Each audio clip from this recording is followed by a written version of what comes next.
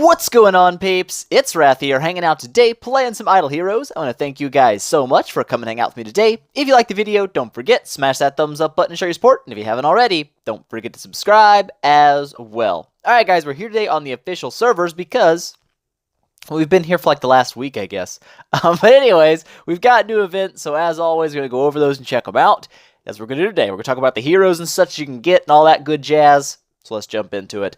The limited events. This is old. I don't think you can still get them until the update actually rolled out. You could actually still get the little pumpkins after the event ended, but once the new update came out, they're gone. No more pumpkins, so Mr. Pumpkin Lord, he gets to live. He gets to die another day, I guess. Value packages. If you are of a spending nature. There's a Cthulhu copy available if you spend $100. If you're kind of sharking it up or whaling a little bit on a new server and you want you some Cthulhu action, there's a way to get one. Also, casino chips, or I guess they're wishing coins now, whatever. Wishing coins? I don't know. They're there. Obviously, that will tell you we're doing a wishing event or a wishing fountain event. Wishing well? Wishing well? I thought it was a wishing fountain. It is a wishing fountain. They can't even get the names right. Game, come on now. But that's pretty much what's going on here. We got the Video Game Storm skin available if you want to spend some monies as well. Some super chip action too. Normal stuff. Before we go into the events, a couple things have been changed. As you can tell, I'm rocking a super schmexy avatar here. You can now use skins as your avatar, which is hot. It's really beautiful. I'm glad they finally brought it in. Special avatars too. Those, it's good. Obviously, I'll be using the Gherkinator. It's my thing. He's awesome. But there we go. That's cool. There's also, I believe, in the shop here, you can now buy in bulk. No, I'm do like this. Yes, finally they did it. You're like, oh, you want to buy the max? Well, here's the max you can buy. Thank you, devs. It's about time. That's great news. Absolutely good. I love that. It's hot. I'm sure there was more stuff, but I can't remember right now. So we're not going to worry about it. We're just going to go through the events instead. But anyways, there we go. Boom. Wishing well event. Pretty normal rewards. Super chips and profit orbs. And the Big Daddy reward, I guess, for 300 points is going to be a Rosa, 5 little glorious relics, and some more orbs. It is completable 4 times. So if you're really wanting to build Rosa, which he's not a terrible unit, we'll talk about him here in a little bit, it's not a bad deal. Plus, you're going to snag out 8 super chips and, 8 orbs as well. So if you want to complete it multiple times, it's not necessarily a bad deal. Maybe you want to save it for a better hero, but what ifs. Rosa's not that bad. We'll talk about him in a second. And the shelter missions. Shelter mission is here, and it's actually one of the better shelter missions I've seen in a long time. We'll talk about all these heroes. I guess we can just kind of talk about them. Yeah, we'll go through what they cost first, and then we'll go talk about them. How's about that? So Flamestrike, they went back to the normal way of doing this, where if it's a mage in the Fortress faction, you have to use mage 4 stars to get the hero out, and obviously a 5-star copy to swap. But you also get the orange gear. It's actually a really good deal for new players or on newer servers. Even, honestly, later game, more 4-star gear isn't necessarily a bad thing, especially if you're trying to get full 6-star sets for your team or class-specific sets. You're going to need a lot of gear to fuse up, so it's not a bad deal to pick these out just for the gear if you want to. But like I said, it's up to you. You don't have to, but it's an option. Aiden, going to follow the same strategy. He's going to be a shadow hero. You're going to need shadow mages because he's also a mage. And then a 5-star fodder. You get the other 2 pieces of the gear. Vesa, one of the better heroes that I've seen in a shelter mission in a long time, but that's cool. Also, priest, she's a priest, makes sense. It's going to follow that, that shebang all the way through. You're going to get the assassins for Carim and whatnot. But then you got your light and dark heroes, Asmodel and Sleepless. I don't see a lot of Sleepless on official servers. I just don't. He's one of the least built dark units there is. He's kind of like the Gurky of the dark faction, I feel like. Most people generally gravitate toward Amuvor, Dasmog, Mim, Dark Arthidal. Sleepless is usually not built very often. I don't see a bunch of them. I feel like it's probably because the cost outweighs his actual effectiveness. Compared to something like Mim or Dasmog, Sleepless just probably isn't going to do it for your team like they would. So he's not really super built.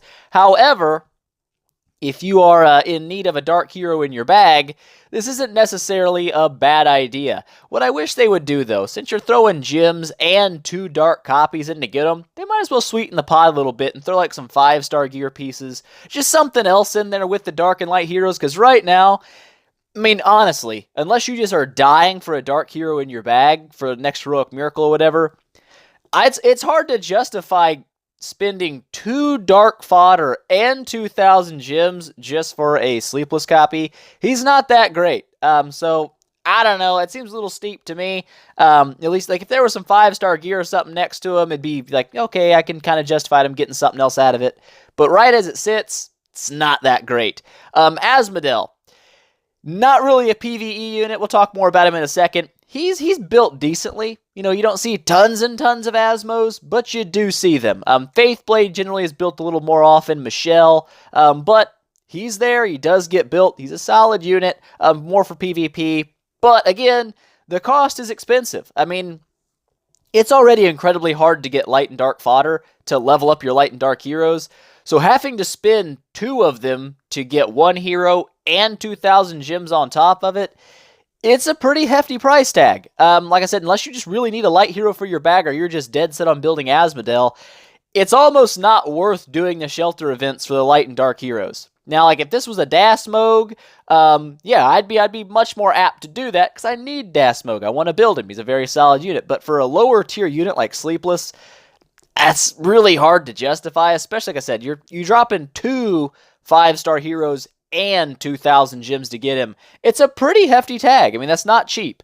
So that's kind of that. That's the events. They're not really super exciting events this week. I'm not gonna lie about things. But I am pretty excited about the Shelter mission finally having some decent heroes in it.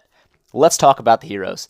So I guess we won't discuss the guy you buy for money, Cthulhu. We'll just leave that guy alone. We'll talk about what you actually get from the event. So Rosa, and then all of those doohickeys. So let's just start out here in the Shadow faction, because it's the first one, you know, in order on the screen, and we'll talk about Aiden. Bam.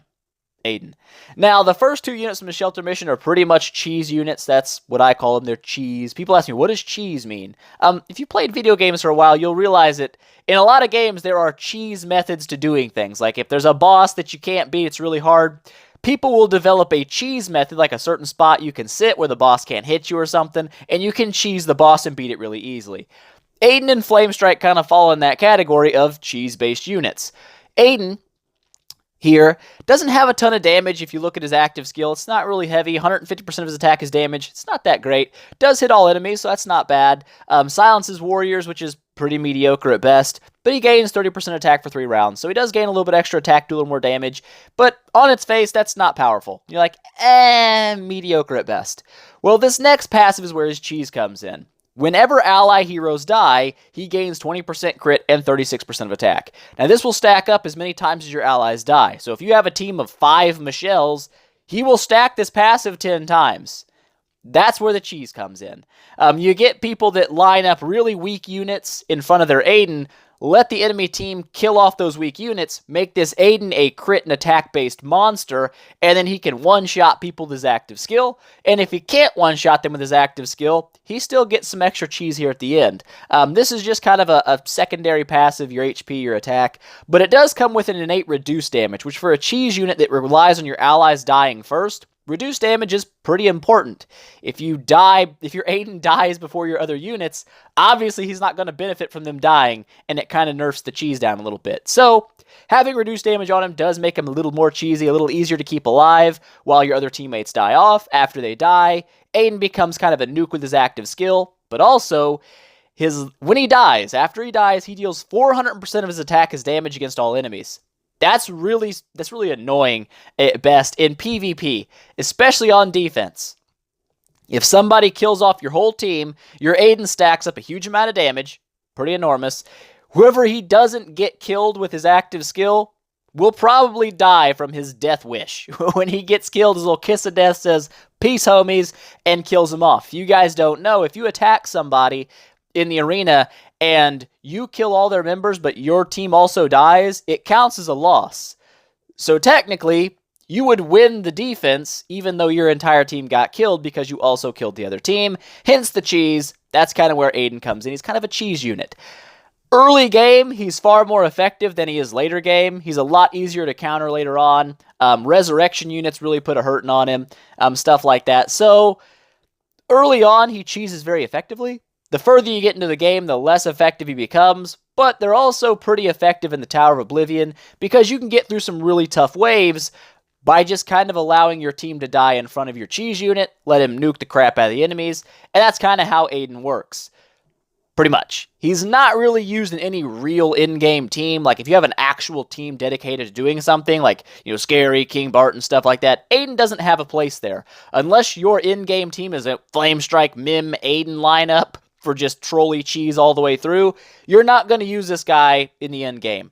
So he's more of an early and mid-game unit to cheese your enemies, make them angry, troll them a little bit, and that's kind of what his job is. Moving over, we got Flamestrike, who is exactly pretty much the same thing that Aiden is, but a little bit different. She's just slightly different. She still hits all units. She does give a little extra burn damage on her active skill, and she gains crit damage and attack for 3 rounds, which is a little stronger than Aiden's just flat attack boost. However, Flamestrike doesn't have an on-death passive, so when she dies, she doesn't hurt anybody, she just dies. But she does gain attack and skill damage for each killed ally, but she also gains crit and crit damage for every enemy hero killed, which makes her kind of a steamroll-y troll.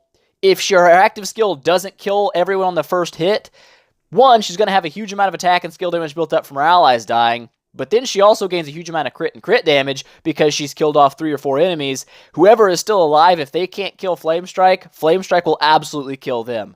So again, kind of a trolley PvP unit. She's more offensive than Aiden. Aiden's more of a defensive troll, where if he Kiss of Death kills your entire team, you lost the attack. Whereas Flamestrike's more of a, you can use her on offense and get the win without her dying a little bit easier. So Flamestrike's more of an offensive-based cheese. You see her a lot in the tower as well, because like I said, these things do pair very well. And her last passive here is just HP attack, skill damage passives. A lot of HP on her, pretty high HP for Flamestrike, very slow unit, which actually kind of works in her favor, because you don't want her to be really fast, because if she attacks before people have died, or she's, stuff like that, she doesn't get that huge damage buff.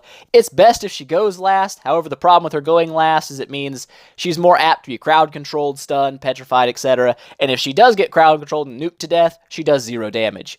So, they're kind of risky units for cheese.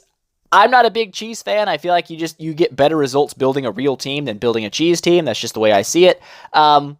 That's kind of Flamestrike for you. That's kind of what she does. Moving over, we've got the Abyss, and in this case, we're pulling Carim. Carim's a pretty easy build. I say that because you can buy Carim both in the Brave Trial right now until it gets changed. He's purchasable there, and also he's available in the Altar Shop. He's a boop. Also, you can buy him there. Which means he's a lot easier to build than certain other heroes are that don't have copies kind of readily available. So what does Carim do? We'll talk about him. He does a lot. He's actually a pretty well-rounded dude, but he does fall off really late game. I'll just say that. He's not quite as great at the end. He's still pretty solid, though. He does damage against backline enemies with his active skill. He also heals himself. He's the only unit in the game so far that heals himself based on damage dealt and not based on his attack percentage, which is actually pretty powerful, because if your Carim crits for like 2 or 3 million damage, you get a huge heal back from that. You get quite a bit of HP back, so that's pretty cool. He also steals the target's attack, which means he gains more attack, nerfs the enemy's attack a little bit, and he boosts his crit damage by 40% for 3 rounds. Again, the more crit damage that Carim drops, the more heals he's going to get, because you're now dropping heavier damage. The more damage you drop, the more Carim heals. He kind of works in tandem with himself. The more damage he does, the more healing he gets. It's nice. The first passive here is just kind of your normal run-of-the-mill passive, attack, crit, and HP. The crit's very important there. In my experience, the only way to build Carim is all crit and crit damage, because it scales with his healing. It makes him survive longer. He does more damage. It just makes sense. Having a 30% passive crit chance means it's much easier to get Carim up to 80, 90% crit chance, where you almost crit every single hit. And that does make a big difference. His second passive here, whenever an enemy hero dies, he gains 30% of attack. This is really trolly in PvP, but also it works pretty well in the tower and such as well. Not so much against guild bosses because you're not killing enemies. But the thing is, as you start killing enemies, Carim not only hits harder and does more damage, he also becomes harder to kill because he heals more. Because he has that extra attack, his crits hit harder, he starts healing more, he gains more sustain. It's actually a pretty powerful combo, and he kind of snowballs against enemies. And if you have weak units in your line and you fight a Carim, and he one-shots 2 or 3 of them, he's going to give your really tough units a good run for their money because his crits are going to go way up in damage now, because he has extra attack stacked on himself. It's actually a pretty powerful passive, mainly for PvP in the tower and such. It does work in the Aspen as well. Last passive here, basic attack targets the enemy at the lowest HP, deals 130% of his attack as damage, but also heals himself for 45% of his damage as HP. So again, both of his active and basic attack both heal himself, and they heal him based on damage dealt and not based in his attack, which is actually a really powerful form of healing, and it's why you see a lot of Carims, especially early on, because he's easier to build.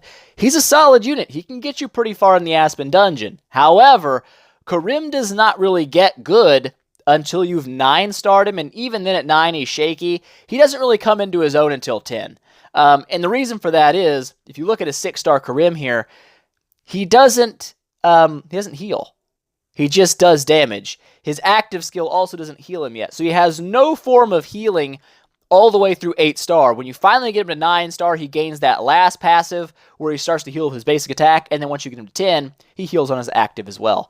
So Carim is kind of a weaker unit, at 5, 6, 7, 8 stars. 9 stars, he gets a little bit more viable, and at 10, he kind of starts to shine. And that's where I think Carim's best. Once you get him 10, if you want to enable 3 Carims, they're pretty nasty units, and especially in PvP, if they don't get crowd controlled, they can poop on people. Late game, you don't see it so much because he does get crowd controlled pretty easily. It's not super hard to do in late game teams with everybody's dropping freezes and petrifies and stuff. Carim kind of falls off then, but early and mid game, even in the Aspen dungeon, Carim's a pretty solid unit, and since he's so easy to build, it's hard not to build one. If you're going for assassin tech or you're going in all abyss, he's just not a bad hero to build.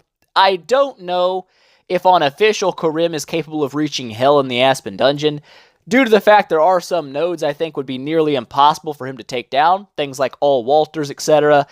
He's still squishy, and that's the thing you got to keep in mind. Yes, he heals by a lot, and that's nice, but he doesn't have a lot of HP, and he doesn't have a lot of armor, and he has no natural reduced damage. So even though he heals a lot, it can make him harder to kill. He can still be one-shot, and that's a little more dangerous. He's very, you can put him down pretty quick, and that's kind of his offset. Everything has to be kind of balanced in some way, and that's Carim's balance. He's still a little bit squishy. So he's pretty solid all-around unit. I don't think you'd be upset building Carim. He's pretty decent everywhere. He's not really bad anywhere in the game. Even guild boss fights with all that self-sustain, he can stay alive pretty long and do a decent amount of damage. So he's not a bad unit. I've built him before on Seasonal. I liked him. He's a really good guy. But like I said, up to you guys if you build him or not. I don't think you'd be upset about building him, but you never know. We're going to go over here Forest now, though, and we've got Vesa and Rosa in this one. We'll start out with Rosa, the old Gandalf-y priest. Wacha, wacha, waslap. Rosa.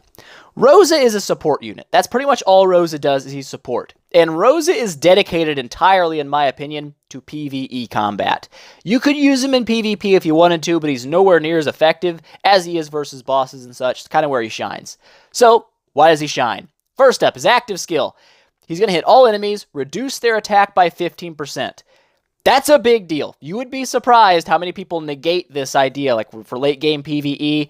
Attack stripping becomes very important when you fight bosses that have a lot of attack. Because if they're wiping out your team because they're hitting so hard, you need that damage reduction that you can put on them to keep them from killing your team so fast. The longer your team stays alive, the more damage you do. Rose is actually really handy with that. Not only does he reduce enemies' attack, he also gives your allies attack. The little critical strike mark is kind of a dumb thing on Rosa. It doesn't really ever do anything. Rosa has a horrible attack. He's all about support. It's kind of a worthless little extra damage buff, but whatever.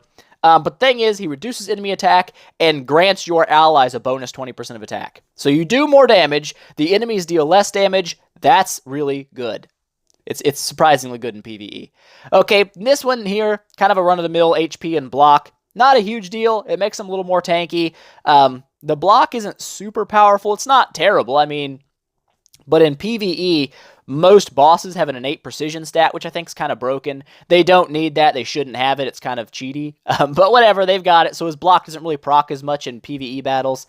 But he's still not bad. Second passive here, his basic attack reduces all enemies' armor by 20% for 3 rounds. That's actually surprisingly good. However, if you run something like Sigmund, you don't see quite as much return out of Rosa's armor strip. You do still see some, because he still does remove armor. A single Sigmund won't take out 100% armor. So this will be kind of nice to support that, but you see a bigger return from it when you don't have a dedicated armor stripper like Sigmund in your team. So, I mean, it's nice, but it's not super required either, because most people run a Sigmund or something for their armor reduction, and that passive is kind of, sometimes it's good and sometimes it's not so great. The last passive here is actually kind of helpful. When he falls below half health, he boosts all your allies' reduced damage by 16% for 3 rounds. That's not bad. That's an extra huge burst of survivability for 3 rounds, and those 3 rounds can be the difference between, tens of millions of damage depending on how far you've gone in the battle. It does help a lot in heavy boss fights. However, that's pretty much all Rosa does. He's not used in PvP very much, and he's very slow. And not to mention, his perks don't really pair that well in PvP. I mean, Emily would be better for PvP support, and no one really uses her anymore either. Belrain has pretty much taken over their slots for PvP, which makes sense because Belrain's pretty solid. But yeah, he's mainly for boss fights. That's Rosa's big thing, and not so much Marauders. I guess until you get to the heavier Marauders, the Kamath, the Sigmund Marauders, he would probably be still pretty nice in those areas. But like Pray for Fire bosses, you'd be surprised how much that attack stripping and that reduced damage buff does for your team. It does make a difference, and I would say if you're going for a straight-up PvE team, you don't really care about hybrid purposing, Rosa's probably your best support that you can run, next to Heartwatcher, of course, for straight damage boosting. But if you're trying to dual role, like for PvP as well, almost everybody chooses Cruz, because Cruz kind of carries over to both and does a good support role in both areas. But Rosa's more of a dedicated PvE support, and he's not bad at it. Not a terrible build. I wouldn't recommend him for your first 10-star, though, because he's going to be weak as balls and do almost no damage. But he's not a bad unit to build for PvE supports. There we go. Vesa. Bam. Bam. Vesa used to be like the unchallenged goddess of the game. When she came out, she was where it was at. She was the bee's knees, the cat's pajamas. She was great.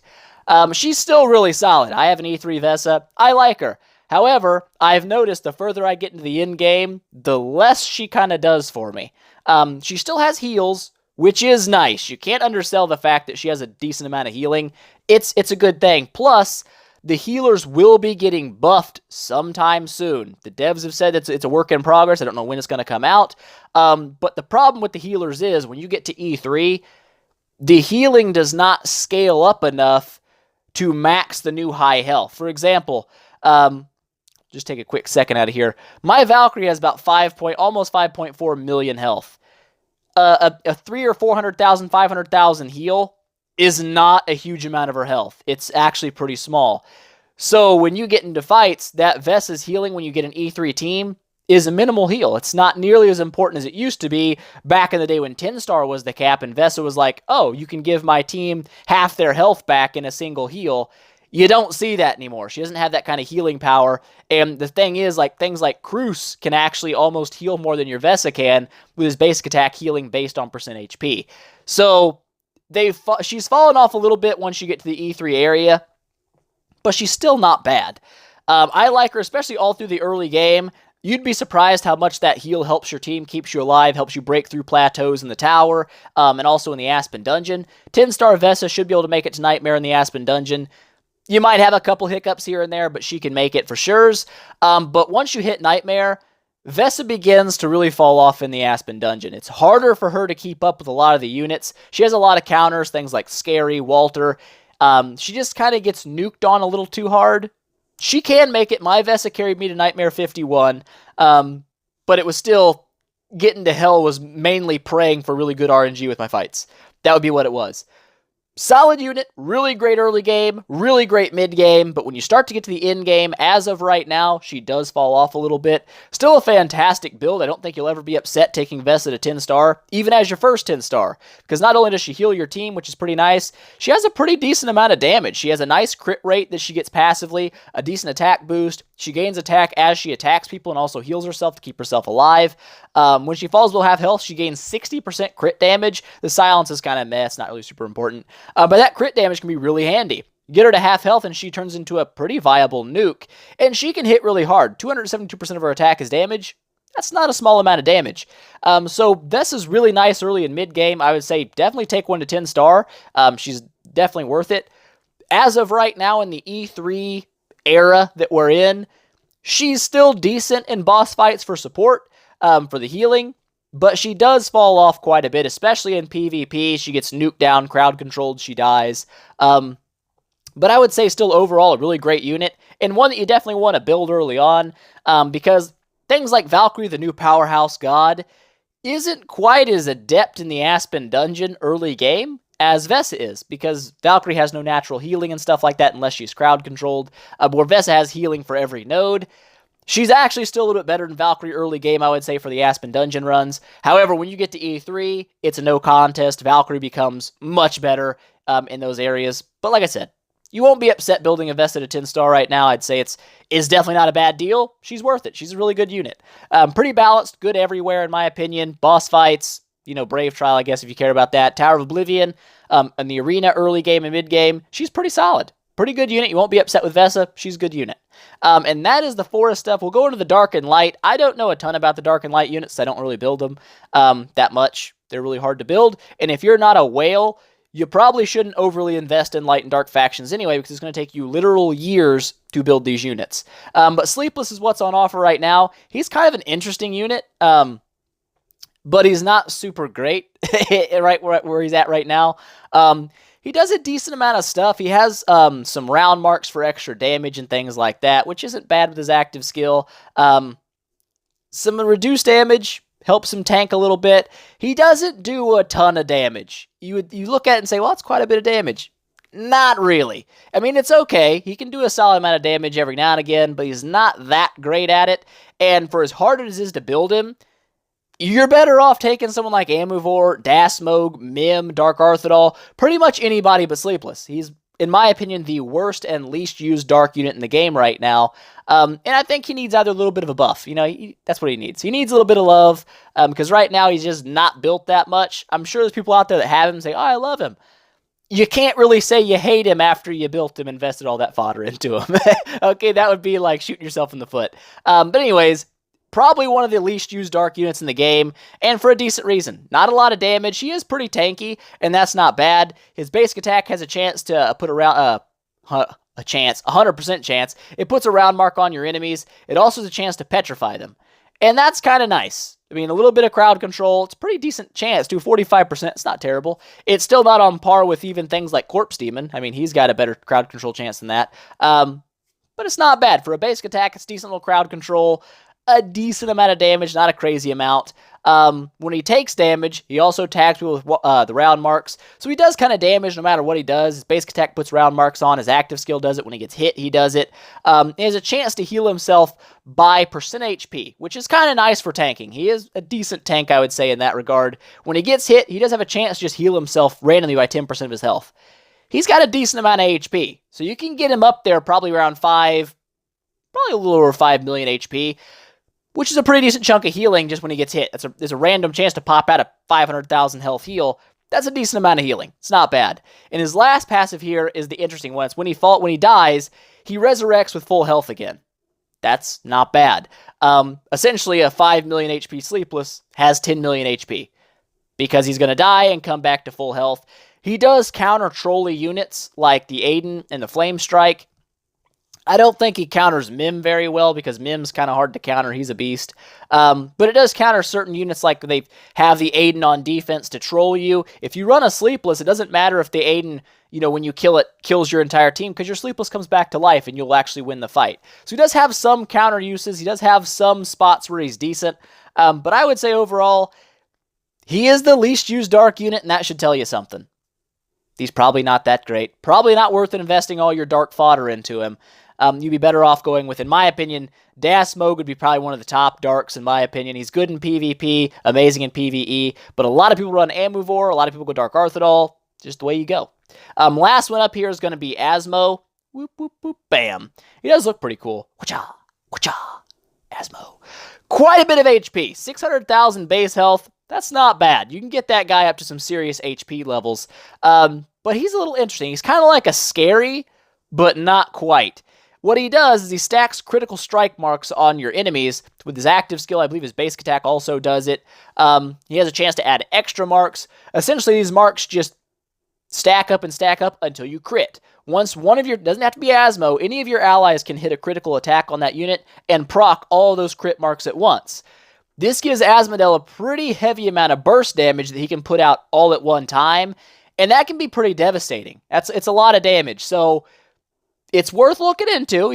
He's not the most used light unit, but he's definitely used quite a bit. I still see him a lot in PvP, not so much in PvE. He doesn't really shine there, in my opinion. He's mainly a PvP-based hero, but a lot of people lean for Faithblade, Michelle's, and stuff instead for more crowd control, and they'll use things like Scary for their burst damage and kind of let Asmo go to the wayside. But he does have some pretty tremendous burst damage potential. It's not bad, unless you crowd control him to death and keep him from ever doing anything, but he has counters for that too. First passive here, just kind of your run-of-the-mill passives, HP, Holy Damage, Crit, and Reduced Damage. Holy Damage is kind of like a stronger version of Armor Break. It doesn't go through Reduced Damage, but it does go through Armor, and it boosts your crits, your crit damage, stuff like that. It is decently powerful to have. But yeah, that extra reduced damage is kind of nice for Asmo. Makes him a little tankier, a little harder to kill. Also, his basic attack was going to put a critical strike mark on the enemies. Also boosts his self-crit rate, so he's more likely to crit. Obviously, that's a good thing. If you're trying to proc your crit marks, you want him to crit. And that's not bad. That's not bad. And then his last passive here, when he takes damage, much like Scary, when he does his basic attack, active skill, or takes damage, Asmodel's putting critical strike marks on, just like Scary does. When Scary does basic attack, active skill, or takes damage, he puts lightning marks on the enemy to boost his skill damage. In this case, it's just adding critical strike marks, which isn't bad. It means even if your Asmo gets crowd controlled for the first 3 or 4 or 5 rounds of the battle and he never gets an attack off, he is still stacking crit marks on the enemy. And that means that even if he never really gets a chance to actually attack, your teammates can be proccing and hitting those crits on the enemies and getting them to pop those crit marks and do a little bit of burst damage, even if he's not able to do the damage himself. So he is mainly geared toward PvP, like I said. I'm sure he works pretty decent in the tower for burst damage and stuff as well. But he's not the most built light unit. I would say most often you're going to see the Faith Blades, you're going to see Belrain. Pretty MVP. She's pretty solid in a lot of teams. And Michelle for crowd control, a decent amount of healing as well. He's not like not built. He's not like Gurky, where you just don't see a lot of Gurky builds because he's the least built dark light unit in the game. He's the easiest to build, but he's just not super useful right now, so not a lot of people build him. Asmo's not quite in that category. He is useful in PvP. A lot of people like to use him in PvP.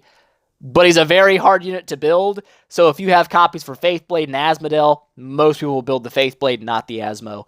But either way, that's the units from the events. Gone through them all. That's pretty much it. I think that's all we had to talk about. I'm sure there's something else new that I forgot to mention, but if I did, somebody will put it in the comments, and I'll just pin the comment, and it'll all be good. So anyways, that's it for today, guys. I hope you enjoyed it. If you liked the video, please make sure, smash that thumbs up button and show your support. If you haven't already, don't forget to subscribe as well. And tell your friends about it, because that definitely helps me out a lot. And I will see you guys in the next one.